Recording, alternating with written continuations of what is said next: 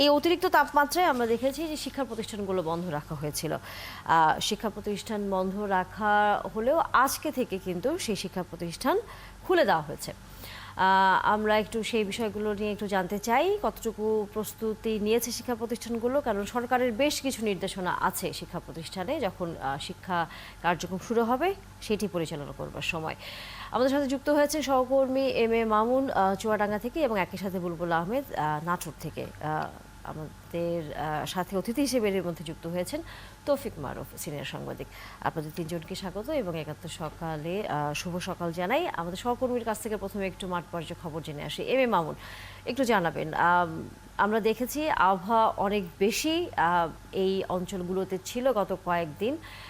চুয়াডাঙ্গার খবর আসলে আমরা সবাই কম বেশি জানি, রেকর্ড সংখ্যক তাপমাত্রা আসলে ছিল সেখানে। আজ থেকে যখন শিক্ষা প্রতিষ্ঠানটি তার কার্যক্রম শুরু করে, সরকারের যে নির্দেশনাগুলো আছে শিক্ষা প্রতিষ্ঠান শুরু করবার ক্ষেত্রে এই প্রচণ্ড গরমের ভেতর, সেগুলো কি মানা হচ্ছে কিনা বা সেগুলোর প্রস্তুতি আসলে আছে কিনা?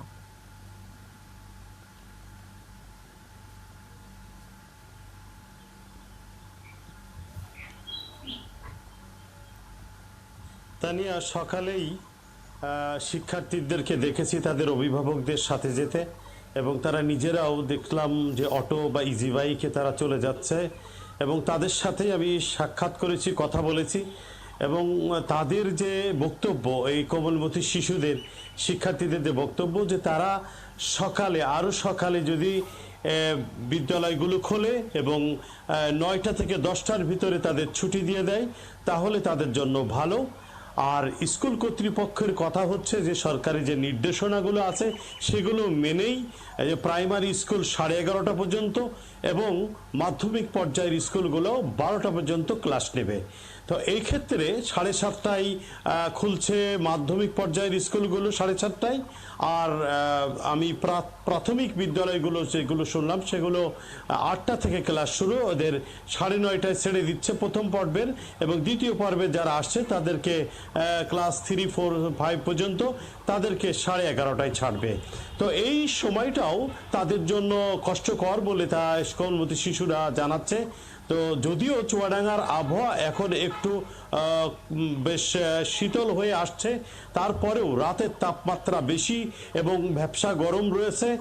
আজকে সকালের তাপমাত্রাটা যাই হোক, আমরা সকাল 6টা, 6:30 এবং দেখেছিলাম যে মেঘের একটি এবং সূর্যের সাথে যে লুকোচুরি ছিল সকালটা, সেই বেশ সুন্দরভাবেই অনেকেই প্রত্যাশা করছিল আজকে বৃষ্টি হবে। তবে বৃষ্টির দেখা কবে মিলবে সেই তীর্থে কাকের মতোই চুয়াডাঙ্গাবাসী প্রতীক্ষায় রয়েছে। আশপাশের জেলা চুয়াডাঙ্গা, মেহেরপুর এবং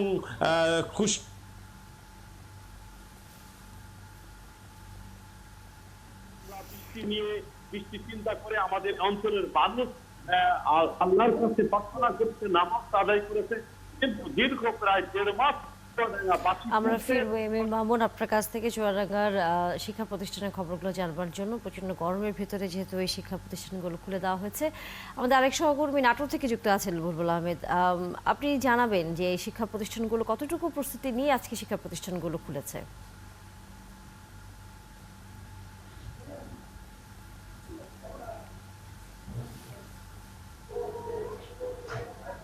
আসলে শিক্ষা প্রতিষ্ঠানগুলোর যে প্রস্তুতি সেটা কিন্তু আমরা দেখছি যে এরা একদম সকাল থেকেই কিন্তু শিক্ষার্থীরা প্রত্যেকটা উপস্থিতি কিন্তু আমরা এই মুহূর্তে নাটোর সদর উপজেলার বাঙ্গাবাড়িয়া সরকারি প্রাথমিক বিদ্যালয়ে রয়েছি। সেখানে কিন্তু আমরা দেখছি যে শিক্ষার্থীদের ব্যাপক উপস্থিতি এবং শিক্ষকদের পক্ষ থেকে যে ধরনের প্রস্তুতি, এবং তারা ঠান্ডা পানি রাখছে এবং শিক্ষার্থীদেরকে ছাতা নিয়ে আসার পরামর্শ দিচ্ছে। এবং এই গ্রামের স্কুল, এখানে কিন্তু অভিভাবকরাও মোটামুটি বাচ্চাদেরকে নিয়ে আসছেন, এবং এখানে আপনারা নিশ্চয়ই দেখতে পাচ্ছেন যে এই ক্লাসে প্রথম শ্রেণী, এখানে কিন্তু বাচ্চাদের উপস্থিতি অনেক ভালো। এখানে টোটাল 25 জনের মতো উপস্থিত আছে।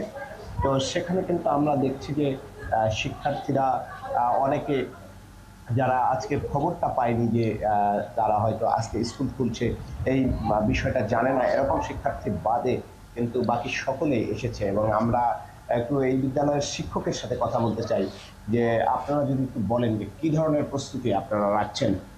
তানজিমা সেতু। জি, আসসালামু আলাইকুম। আমি সহকারী শিক্ষক বাংলাবাড়ি সরকারি প্রাথমিক বিদ্যালয়। আমাদের তীব্র তাপপ্রবাহের কারণে তারা দ্বিতীয়বারের ছুটি শেষে আজকে আমাদের বিদ্যালয় চালু হয়েছে। তো সে কারণে আমাদের সকাল 8টা থেকে 11:30 পর্যন্ত স্কুল। তো শিশুরা যেন এই তীব্র তাপপ্রবাহের কারণে যেন বাইরে দৌড়ঝাঁপ করতে না পারে সে বিষয়ে আমরা দৃষ্টি রাখছি। আর শিশুদের সরবরাহ মানে পানি পর্যাপ্ত পরিমাণ পানি সরবরাহ করার জন্য আমরা মানে যাবতীয় সব ব্যবস্থা সম্পন্ন করে রেখেছি। আর আরেকটা বিষয় যেটা যে আমাদের শিশুরা মানে অনেকে আমাদের তো গ্রামাঞ্চলের স্কুল, অনেক শিশু সঠিকভাবে তথ্যটা পায়নি যে আজকে স্কুল ওঠে, যার কারণে আমরা আমাদের আশেপাশে যারা আছেন মানে যাদেরকে খবর দেওয়া সম্ভব হয়েছে সেগুলো সব জায়গায় আমরা আজকে যে বিদ্যালয় চালু আছে সেই তথ্যটা আমরা সরবরাহ করেছি। হ্যাঁ, শিক্ষিকা বলছিলেন যে খবরটাকে তো এখনো পুরোপুরি শিক্ষার্থীদের মধ্যে পৌঁছাতে পারে নাই, কারণ অনেক অসচেতন অভিভাবক বা শিক্ষার্থীদের সাথে যোগাযোগ করা সম্ভব হয়নি। আজকে যারা এসেছে তাদের মাধ্যমে বাকি শিক্ষার্থীদের সাথে যোগাযোগ করা হবে। এবং এই মুহূর্তে আমরা দেখছি যে নাটোরের যে তাপমাত্রা সেটি কিন্তু কয়েকদিনের তুলনায় গত 2-3 দিন একটু কমে এসেছে, 40 ডিগ্রির নিচে চলে এসেছে। এখন 38-37 ডিগ্রি তাপমাত্রা থাকছে।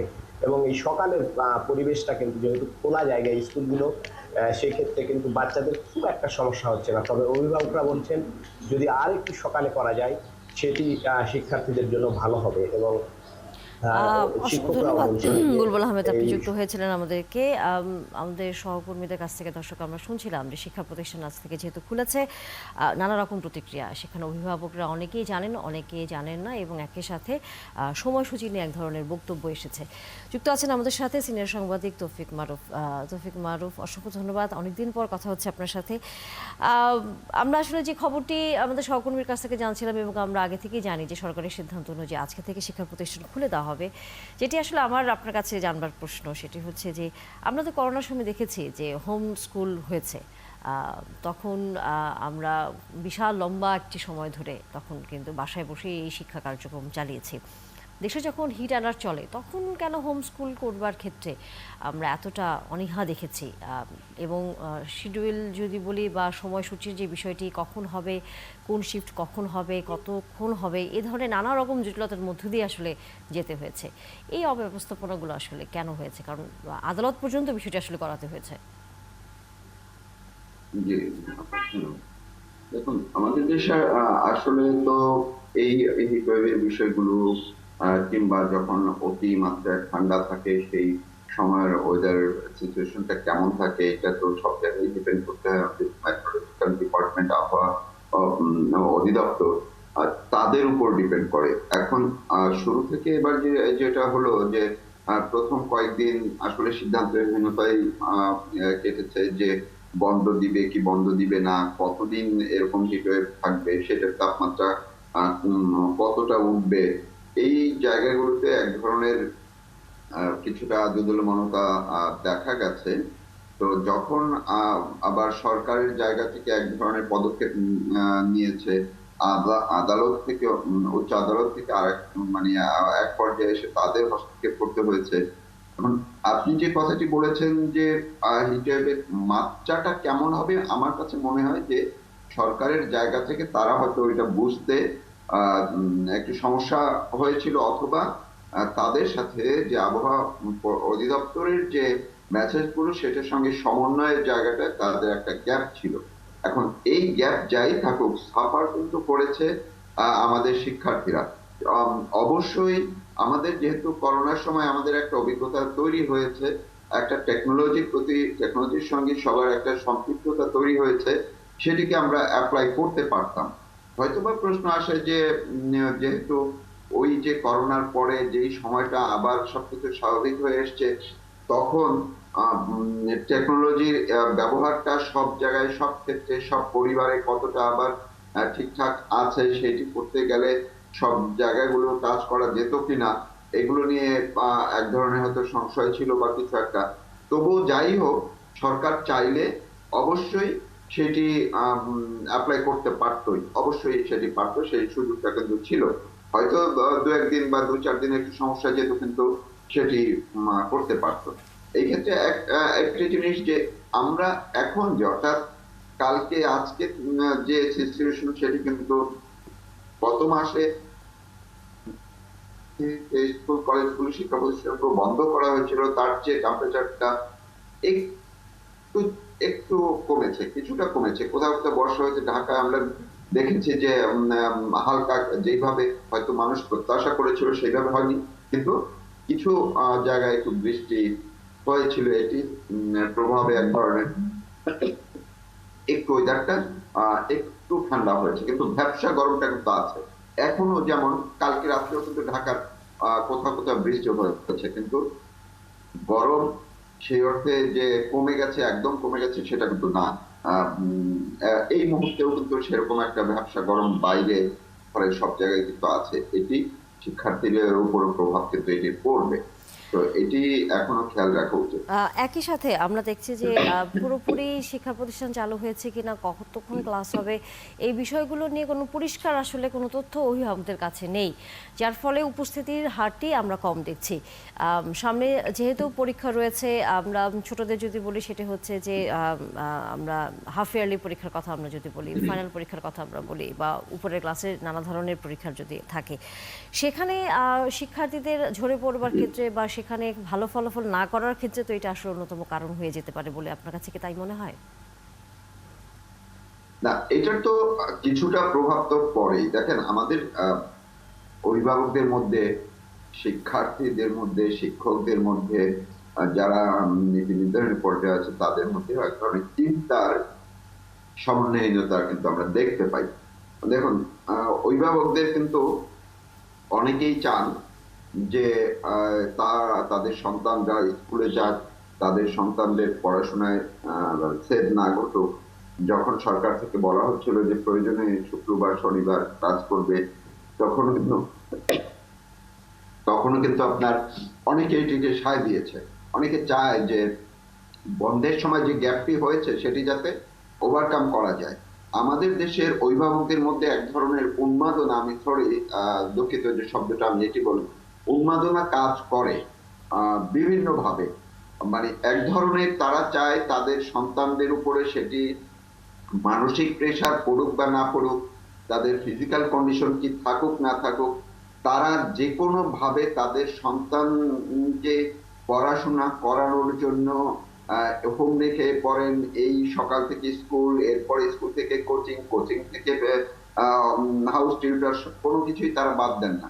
নিজেরাও গিয়ে আমাদের মায়েরা নিজেরাও গিয়ে স্কুলের রোদ্রের মধ্যে তারা বসে থাকেন, অভ্যস্ত হয়ে গেছে এক ধরনের মানুষ। কিন্তু শিক্ষার্থীদের যে মানসিক চাপ, এই ধরনের তাপমাত্রার মধ্যে স্কুলে গেলে সেটির যে তাদের মানসিকতার উপরে শারীরিক যে প্রভাবটি পড়ে, সেটি মানসিকতার উপরে পড়ে, সেটিও কিন্তু একটি ব্যাপার। আমি দেখেছি অনেক শিক্ষকরাই বলেছেন যে না, এটি এরকম দিনের পর দিন কি স্কুল বন্ধ থাকবে কিনা, তাইলে আমাদের ছেলেমেয়েরা তো আবার সেই সারাক্ষণই দেখা যাবে মোবাইলের মধ্যে ঢুকে যাবে। সেটা থেকে করোনার পর তাদেরকে ফিরিয়ে আনতে অনেক কষ্ট হয়েছে, অনেক বাচ্চাদেরকে এখনো মোবাইল থেকে দূরে সরানো যাচ্ছে না, এটিও কিন্তু নেতিবাচক কথা আমরা শুনেছি।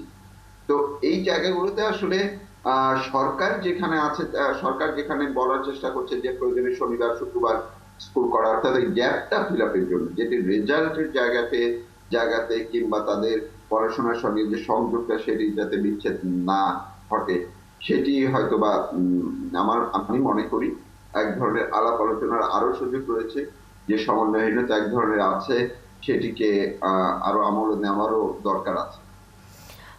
একই সাথে আমরা জানি যে এখন প্রচণ্ড গরম, আবহাওয়া অফিস বলছে সামনে আবার ভারী বর্ষণ হতে পারে। তখন আমরা দেখব যে ঢাকা সহ দেশের বিভিন্ন এলাকায় আসলে জলাবদ্ধতা তৈরি হবে, তখন আবার শিক্ষার্থীরা কিন্তু শিক্ষা প্রতিষ্ঠানে যেতে পারবে না। অর্থাৎ এইখানে একটি বিষয় যে আমরা ওই যে একটু আগে বললাম যে ধরেন অনেক স্কুল, আমরা জানি বর্ষার মৌসুমে দেশের অনেক এলাকার স্কুল পানিতে ডুবে থাকে, একদমই পানিতে ডুবে থাকে, এবং সেই স্কুলগুলো বন্ধ থাকে, সেই স্কুলগুলোতে ক্লাস নেওয়া যায় না। যেমন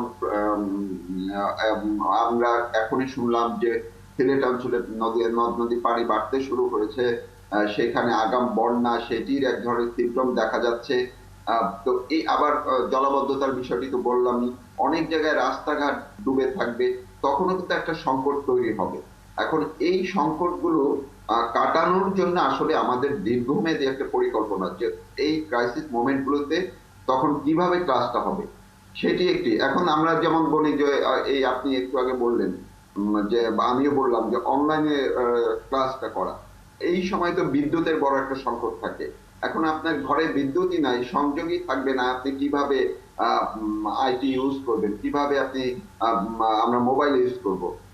আমাদের এই গরমের মধ্যে ঘরেও তো থাকা যাবে না, যদি তাপমাত্রা এরকম থাকে তখন তো ঘরে বসেও যে বাচ্চার অনেক স্কুলে কিন্তু আমরা শুনেছি যে এই যে প্রস্তুতির কথাটি, সেখানে কিন্তু ফ্যান এমনি আছে কিন্তু অনেক জায়গায় ফ্যান চলে না, বা ক্লাস চলা শুরু করলো, ফ্যান চললো, লাইট চললো, ঠিকই আছে, হঠাৎ করে কারেন্ট চলে গেল, এখন ক্লাস নেওয়া হবে 1-1.5 ঘন্টা 2 ঘন্টা, এর মধ্যে ধরেন 1 ঘন্টায় কারেন্ট নেই। এই সমস্যাগুলো তো আসলে আছে। বন্যার সময় কিংবা বর্ষার সময় যদি এমন টানা বর্ষণ হয়, যেমন আমরা যেটি পূর্বাভাস পেয়েছি যে টানা বর্ষণ থাকতে পারে, তো অনেক জায়গায় সেখানে তো স্কুল কলেজে যাওয়ার ক্ষেত্রেও একটা পরিস্থিতি তৈরি হয়। ঢাকায়ও যানজট, তুমুল যানজট লেগে থাকে, তীব্র যানজট লেগে থাকে যাওয়া আসার ক্ষেত্রে। অর্থাৎ আমাদের দেশে জনসংখ্যা বেশি, জনসংখ্যার দেশে আমরা যাই করি সেই জায়গা থেকেই একটা সমস্যা তৈরি হয়ে যায়, ভোগান্তি তৈরি হয়ে যায়। ভালো অর্থাৎ কিছু অর্জন করতে পরিকল্পনার গিয়ে অভাবটি আসলে প্রতিবারই সামনে আসে বারবারই, এবং ব্যবস্থাপনার যেই বিষয়টি সেটি কোনোভাবে আমরা নিশ্চিত করতে পারছি না। তৌফিক মারুফ, আসলেই নিশ্চয়ই আমরা সামনের দিনগুলোতে দেখতে চাই অন্ততপক্ষে শিক্ষা প্রতিষ্ঠানে শিক্ষা কার্যক্রম স্বাভাবিকভাবে চলুক, যে ধরনের পরিস্থিতি তৈরি হোক না কেন। ধন্যবাদ আপনাকে, অনেকদিন পর যুক্ত হয়েছিলেন। নিশ্চয়ই আগামীতে আবারও কথা হবে অন্য কোনো বিষয় নিয়ে। দর্শক, ৭১ সকালে বিরতির সময় হয়ে গেল, বিরতির পর নিশ্চয়ই আবারও যুক্ত হবেন।